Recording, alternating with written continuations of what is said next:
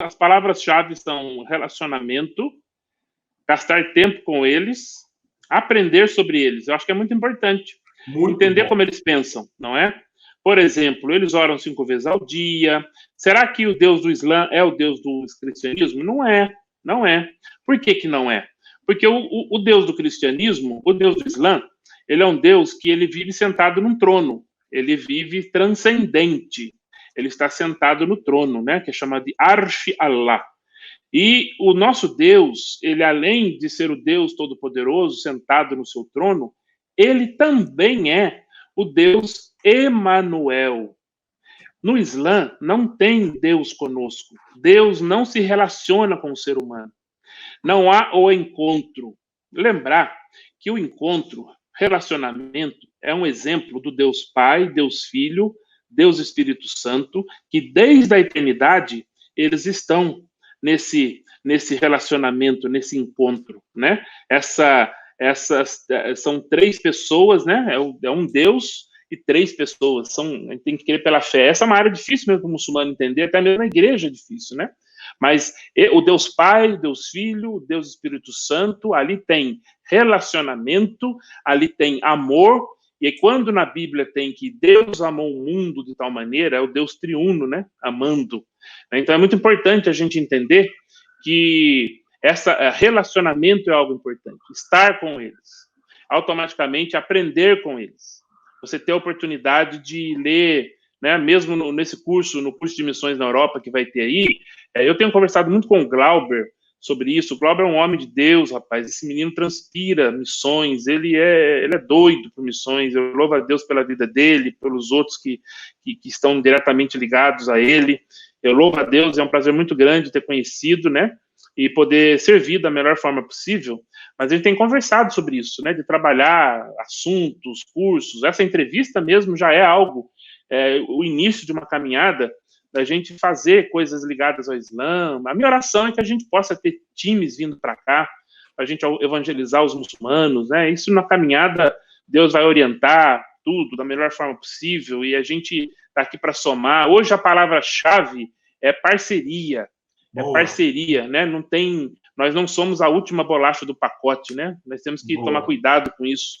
E aí o que eu entendo também do evangelismo entender esses textos bíblicos. Por exemplo, né, uma dica interessante, como eu disse para vocês, a cabeça do muçulmano era uma cabeça coletivista, de gente que veio de um mundo coletivo.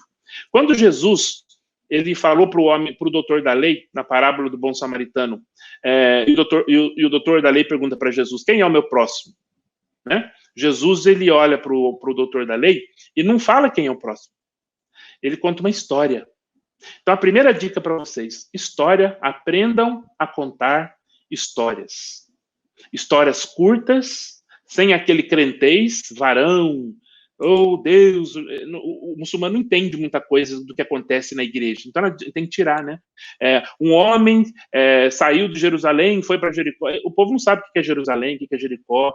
Jesus, certa vez, parou em Naim, o povo não sabe onde é, mas assim, Jesus parou certa vez, vou contar uma história, né? Jesus certa vez, eu faço muito isso, quando eu estou conversando com um muçulmano, eu sempre deixo bem claro para ele que eu também gosto de Deus, e que tudo que eu faço, Deus está no meio, eu faço tudo diante da cruz. Então, a primeira coisa que nós temos que pensar, ele tem que ver a gente como homens e mulheres de Deus. De que maneira nós fazemos? Você está batendo um papo, está falando sobre não sei o quê, aí você chega e fala assim, rapaz, você contou um negócio aí? Eu lembrei de uma história, rapaz, que você sabe que eu gosto de estudar a palavra de Deus e tal, e é legal falar de Deus, gosto que quando a gente conversa sobre isso, mas eu lembrei de uma história que certa vez Jesus ele parou numa cidade com seus estudantes, né, os seus discípulos lá, e eles pararam lá e viu uma mulher lá numa vilarejo, uma cidadezinha pequena, e essa mulher, ela tinha perdido seu marido há um tempo, ela já não estava mais com o marido, e aí o outro homem da casa morreu, o filho. Jesus chegou naquele dia, no dia que estava tendo o velório, um momento triste naquela vila, um dia bem complicado para ela. Ela estava sofrendo, né? O buraco da sepultura já tinha sido aberto, né?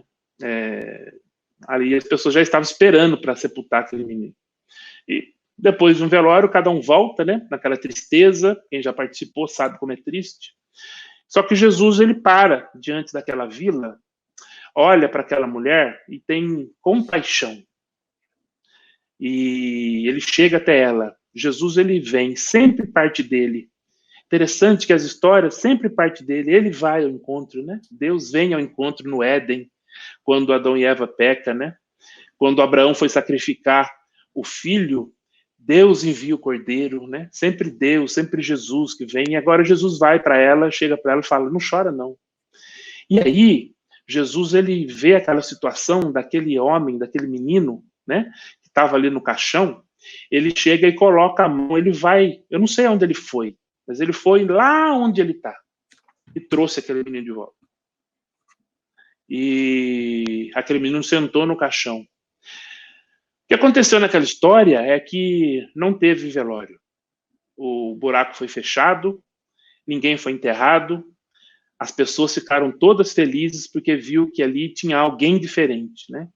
Então, eu gosto dessas histórias porque fala do Jesus que traz vida, o Jesus que quando ele entra na vila, quando ele entra na vida, ele muda as coisas. É por isso que eu gosto de estudar, de falar de Deus.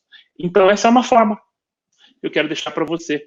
Quando você for contar as histórias, uma história que tem que ser curta, uma história que tem que ser de fácil memorização, uma história que seja realmente impactante, e aí depois você pode perguntar para o seu amigo, não naquele momento ou no outro dia, ou para sua amiga, o que você achou dessa história? O que você achou de interessante? Alguma coisa que você não entendeu? E aí você chega e fala, puxa, eu gosto dessas histórias aí. Você tem alguma história que você podia contar também do Alcorão? Geralmente eles não têm. E aí você fala, mas eu gosto das histórias. Então, toda vez, você me desculpa, mas toda vez eu vou lembrar da história, porque eu gosto de história, eu gosto de Deus. Você identificou que você é uma pessoa de oração, que você fala que você vai orar por ele. Então, nós estamos falando que você não precisa ser doutor formado em Sorbonne para poder evangelizar muçulmano. Todo crente tem condições de alcançar muçulmanos, de compartilhar. Mas não vamos esquecer desse negócio de ganhar alma, de não sei o quê. Eu não gosto nem de usar a palavra evangelismo, mas eu falo do encontro.